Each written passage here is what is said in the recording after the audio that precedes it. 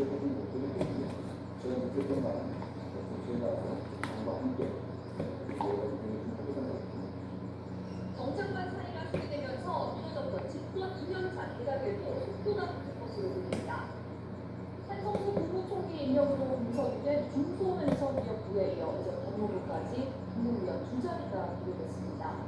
일부 국정 부채 수요까지 맞물려 개혁폭이 커질 수 있다는 관측과 함께 국정 인력을 이어가기 위해 소폭 개각 인선을 확보한 가능성도 보여봅니다. YTN 한현입니다. 이재명 대통령이 대통령 친인척과 우리급 후보진을 감싸는 특별감찰관 조사로 최길수 변호사를 지명했습니다. 안우정 청와대 수석대변인은 어제 손주관에서 브리핑을 통해 이 같은 인선 소식을 전했습니다. 검찰 출신은 새 후보자는 광주지검 특수부장, 서울고검 감찰부 검사와 서울 남부지검 주력경제범죄수사단 부장검사 등을 역임했는데 강 수석대변인은 최 후보자가 감찰과 권력형 비리수사에 전문성을 갖춘 법조인이라고 평가했습니다. 대법관 후보 서면대청과 관련한 논란이 계속되고 있는데요. 조희대 대법원장은 국가 권력의 자의적 행사 통제 등을 위한 법의 지배의 중요성을 강조했습니다. 다만 서면대청 논란에 대해서는 침묵을 이어갔습니다. 안동준 기자의 보도입니다. 조희대 대법원장이 대법관 서면대청 논란 이후 첫 직석상에 있습니다. 지난 18일 문제가 불거지고 정부 여당과 대등이 이어진 가운데 행사에 여당 쪽 서영교 법사위원장 등도 참석하며 더 시선이 쏠렸습니다. 축사를 위해 연단에선 조 대법원장, 국가 권력의 자의적 행사를 통제한 법의 지배라는 가치가 더 소중해졌다고 말했습니다. 법치주의의 실질적 구현이라는 사법부 칭호도 강조했습니다. 원론적 답변이지만 최근 상황과 결부돼 다양한 해석을 나왔습니다. 이후 퇴장하는 조 대법원장에게 청와대와 한경필 대청이 부당하게 남느냐는 등 취재진 질문이 이어졌지만 조 대법원장은 침묵을 지켰습니다.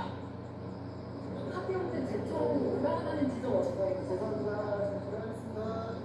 관련 가능성도 나오는데 일단 주목과 청와대의 대청 관련한 대청이고 운영동의한 승부 거부 등 향후 다양한 시나리오의 열쇠를 정부 여당이 들거나 국회법사위가 오는 31일 출석을 요구한 상황에서 조 대법원장의 대응에 관심이 보입니다. YTN 안동주입니다. 조희대 대법원장의 대법관 후보자 서면 대청 논란을 둘러싼 여야 공방이 거칠어지고 있습니다.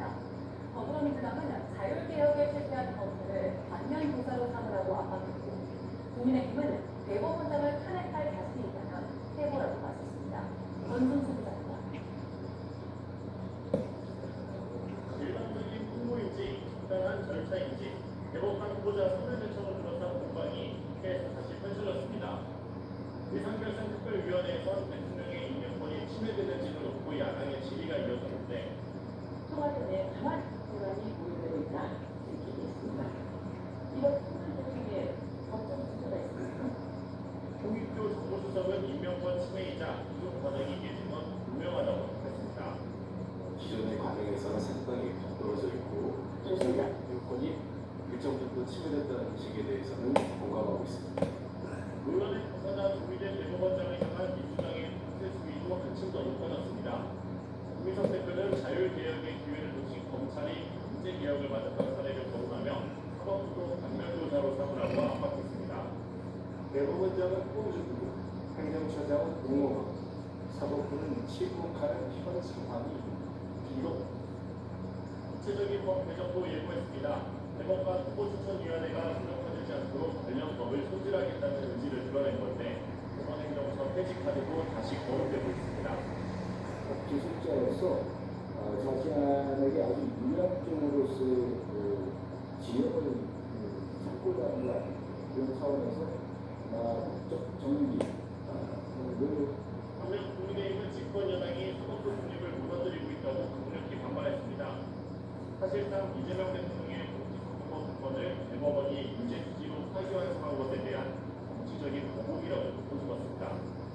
말로만 하는 공간이 바로 그만한 자신이 있으면 대법원 같은 판에 걸 시도해 보십시오. 민주당 지도부는 대법원장 탄핵 카드를 꺼내는 데에는 신중한 기류를 유지하는 모습입니다. 다만 현안 질의를 위해 대법원장의 증인 출석을 요구한 오늘 30일 법제사법위원회 전체회의가 헌태에 분기점될 전망입니다. YTN 권순수입니다. 더불어민주당 김민석 대표가 국민의힘 장동혁 대표의 사퇴동을 통해 정례화를 넘어 수시로 만남을 갖자고 제안했습니다. 장 대표도 자주 만나자는 제안에 적극 공감하며 파답했지만 여러 현안을 두고 날카로운 신경전을 보여고 있습니다. 양승훈 기자입니다. 민주당 김민석 대표와 국민의힘 장동혁 대표가 하나의 미소로 손을 맞잡습니다. 김 대표 취임 인사처 열린 3개월의 자리답게 대화 초반에 속담을 요구하고 정례화를 넘어 시도 대화하자는 대로 수를 봤습니다. 저희들 때마다 따뜻하고 미소 지어주시고 이쁘게 주시고 그런 리더십 서로 직접 만나서 수시로 대화를 하자는 그 제안에 적극 공감을 하겠습니다. 그러나 장 대표가 고진의 대법원장의 서면 제출 논란은 최근 정부 현안들을 곧바로 언급하면서 신경전이 이어졌습니다.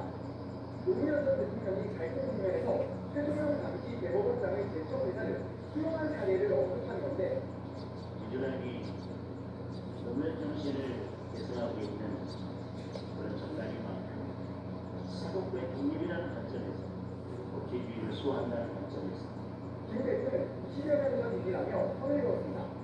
11년 지난 상황에서는 전체적인 절차를 포함한 모든 기준이 정상화돼야 된다는 차원에서의 저희의 접근을 하고 있다는 말씀을 드리겠습니다. 이 과정에서 여야 대표는 반박과 대반박이 이어지는 이례적인 상황이 연출되고 있습니다. 장 대표는 부동산 정책과 미래 내부 기금을 두고 정책 방향 전환이 필요하다며 비판을 이어왔습니다. 김 대표는 공감이 가는 부분이 많다며 부동산 문제를 희망적으로 정리하는 틀을 만들어 보자고 당했습니다. 민주당에서는 국민의힘